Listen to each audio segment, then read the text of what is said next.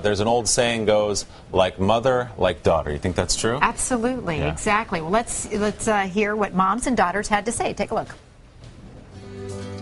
The number one trait I get from my mother is being organized and working hard. We definitely look alike. I mean, that's not a bad thing. I think my mom's beautiful. I do. I want to be honestly, just like my mom when I grow up. I'm not there yet, but yeah. As a young woman, you're trying everything you can in your 20s not to turn into your mother. And then all of a sudden in your 30s and your 40s, you make peace with your mother and you say, you know what, she just wants the best for me. My grandmother said to my mother, you must do better. And my grandmother was a phenomenal, phenomenal mother. She was a mother to my sister and I as well, even though we have my mom here. I just look at her as my baby and saying, oh my God, she's a mom. And here she is taking care of her own daughter.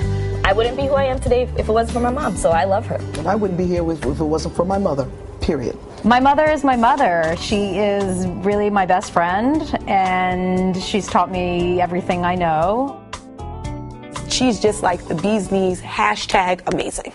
There's no words. She means so much to me. And it makes me feel so good as a mom to have such a great daughter.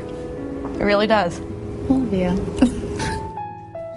Here to discuss the sometimes complex mom-daughter relationship are psychologists Dale Atkins and Roni Cohen-Sandler. Good morning, ladies. Good to have you here. Ladies. I was just talking about this week, that I feel like I've become my mother, which to me is the highest compliment. Unfortunately, I don't feel like I'm as good a mother as my mother was to me. But this is something I think we kind of grow into that role, Dale, a little bit as we get older, right? We absolutely can, and many of us do. And sometimes it's a compliment to hear you're just like your mother, and sometimes it's not a compliment. So fortunately for you, it was, and when your mother's an inspiration and does things and says things that you find really wonderful, it's a wonderful opportunity. But I think for many, many women, that's not quite what they want to do or grow into. That's true. Is it inevitable, Roni, that a woman becomes her mother? Is that something that's just going to happen at some point in your life? It might be when you're 25 or 35 or 45, but it's going to happen at some point? You know, I do think that daughters have a choice. You know, I think the healthiest thing is to look at your mom and decide what you want to emulate and what you don't want to emulate. The unhealthy thing is when you get into one extreme or the other. Either you idealize your mom so much that you think you can never live up to her, or you demonize her and want to be nothing like her at all. So a happy medium and finding the good things is a good way to go. I think there's always the pressure, too, of trying to have that perfect mother-daughter relationship, which we know is never truly perfect. There's always the flaws. How do women sort of strike that balance of wanting to achieve, you know, what their mothers maybe set out as goals for them, but also making sure their relationship is solid? Well, I think one of the things you do is understand that the goals that your mother has for you may not be your goals. Right. So you have to kind of filter her voice with your own voice, but really listen to your own voice, which will certainly be somewhat of a reflection of hers, and also understand that likely our mothers are not going to change. We are the ones who will do the changing. And, you know, as Roni said, take the really good stuff that you've got and internalize it and see that's perhaps how you'd like to be like her. But you can deal with the other in a mature way, which you can only get as you get older. Roni, this is a much longer conversation, but if you are a daughter with a mother whose relationship isn't so great, what are a few things you can do to strengthen it? One of the things you can do is really pay attention to your communication, because too often mothers and daughters think they know each other so well that they should be able to read each other's minds and know how they're thinking and feeling. So really work on your communication. Listen very carefully to the other person and communicate very clearly. Your mom's not going to read your mind, much as you'd like her to. Yeah, well, we wish they would. Right. We do have a cute little piece of video we want to show you on the lighter side of motherhood to promote a new book, How Not to Calm Your Child on an Airplane. Writer and comedian Johanna Stein asked a group of kids to say thanks to mom, but their answers may have been maybe a little bit too truthful. Take a look.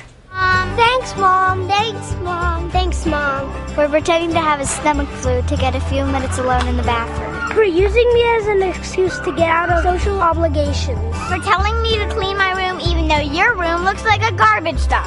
For all the lies you tell me, like Disneyland was closed this year. gum chewing is illegal. For always reminding me how cool you used to be. You're so not cool. You're not cool! For making me afraid of germs.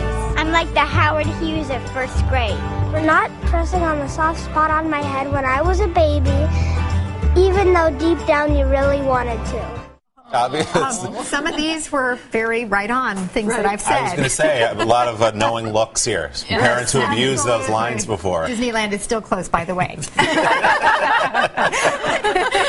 You say there's actually a science between the bond that mothers have with their daughters. What is the science? There is. The science is, well, first of all, some of it is genetics. I mean, we get so much from our parents, and then, you know, what we do with it is our choice. But also, we sometimes perseverate and we get fixated on something, a behavior or something that somebody says to us, and then we keep going there. And that kind of makes a pathway in our brain, so we still go over it and over it. And if we get stressed, we say, why am I sounding like my mother? You're sounding like your mother because you're stressed, and immediately that's your go-to place. Right. So you have to be very conscious about changing your brain, really, changing your behavior, and saying you're not your mother. You may be very much like her, but you're not her, and she's not you. Coming up next, how dads and their bonding and all of that. Unfortunately, you can change those neural pathways, which is fabulous. Which is why we're so encouraged about, you know, you can be as much as you want to be and then make significant changes. All right, we're out of time. It's fascinating. Dale and Roni, thanks so much. Thanks, ladies. Thank you.